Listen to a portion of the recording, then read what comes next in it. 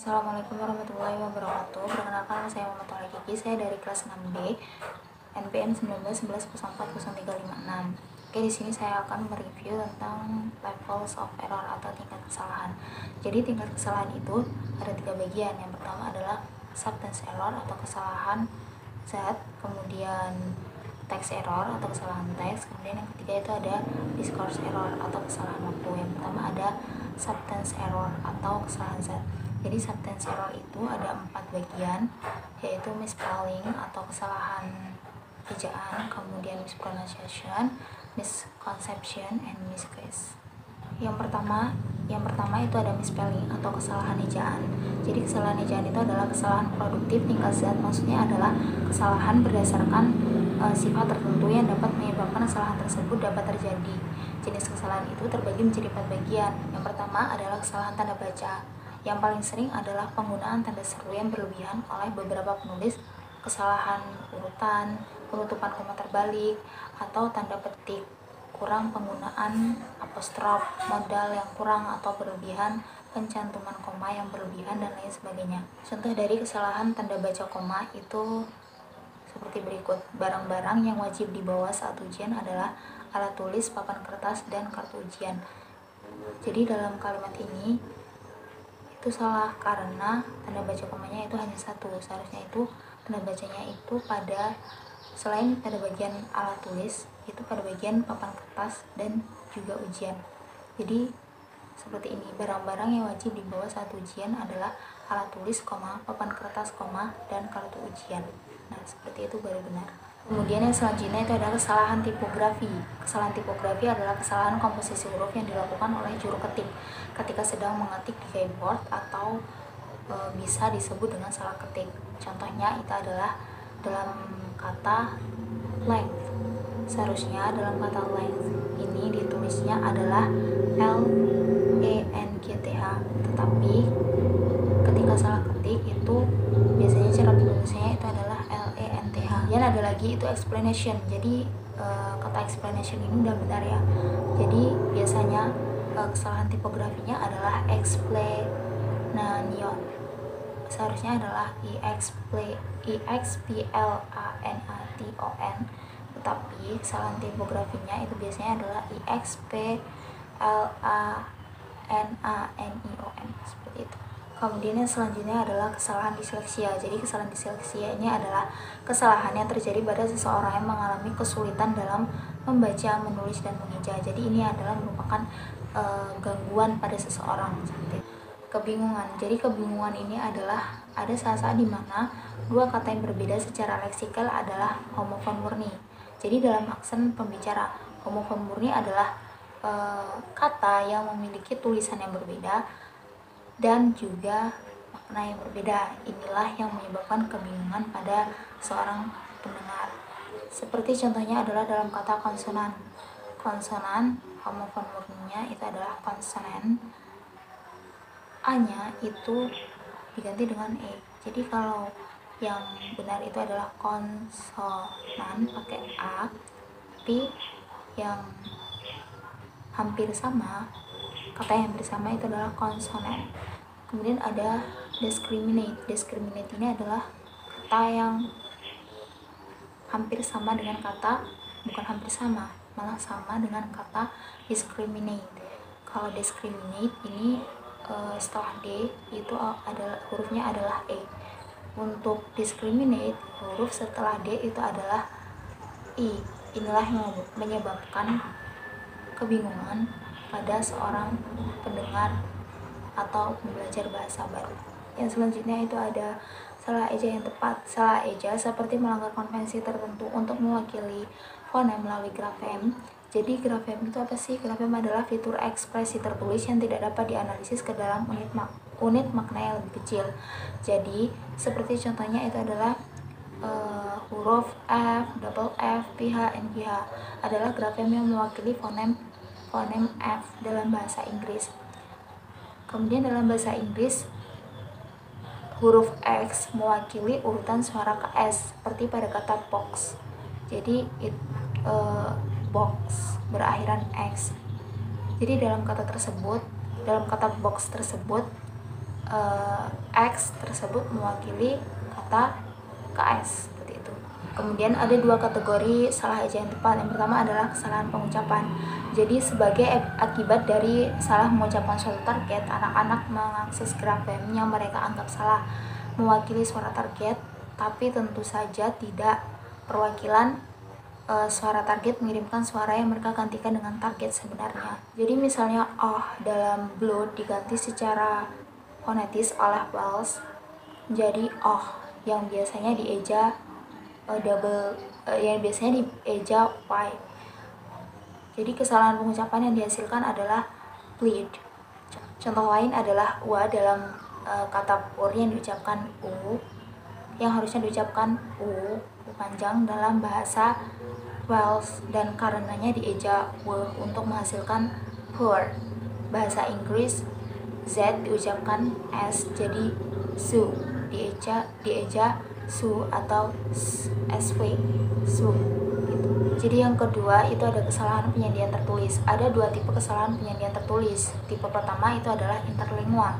Jadi interlingual itu bisa dikatakan terjadi karena adanya interferensi dari L1 atau bahasa ibu ke L2 atau bahasa target.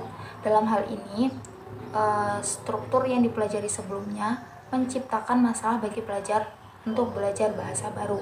Seperti contohnya adalah F. Huruf F memiliki nilai dapat mewakili suara V, seperti pada kata oven. Jadi kata oven itu huruf F dapat mewakili kata V. Hanya dalam bahasa Inggris huruf F menerapkan aturan Wells ke dalam bahasa Inggris tetapi menghasilkan kesalahan ejaan. Seperti contohnya adalah over dalam kata over. Jadi seharusnya dalam kata over itu memakai V, bukan memakai F. Jadi itu yang menyebabkan kesalahan pengucapan. Kemudian yang selanjutnya itu adalah kesalahan intralingual. Kesalahan intralingual adalah kesalahan yang terjadi karena pembelajar TL yang salah atau sebagian seperti generalisasi yang berlebihan dan penyederhanaan yang berlebihan. Jadi generalisasi berlebihan itu dari aturan L2 atau bahasa target, PG yang produktif, misalnya aturan ya atau your bekerja dengan baik untuk kata-kata seperti savior and behavior, tetapi tidak dapat digeneralisasi untuk melayani picture karena hasilnya adalah picture bukan picture, padahal seharusnya adalah picture, tetapi untuk kata picture ini tidak dapat ditambahkan kata your, nantinya akan menyebabkan kesalahan seperti itu. Kemudian selanjutnya ada kebingungan homofon. Ini adalah hasil dari kegagalan untuk membedakan antara dua kata yang yang terdengar sama tetapi ejaannya berbeda. Contohnya itu adalah dalam kata tune, seharusnya adalah tune, tetapi karena salah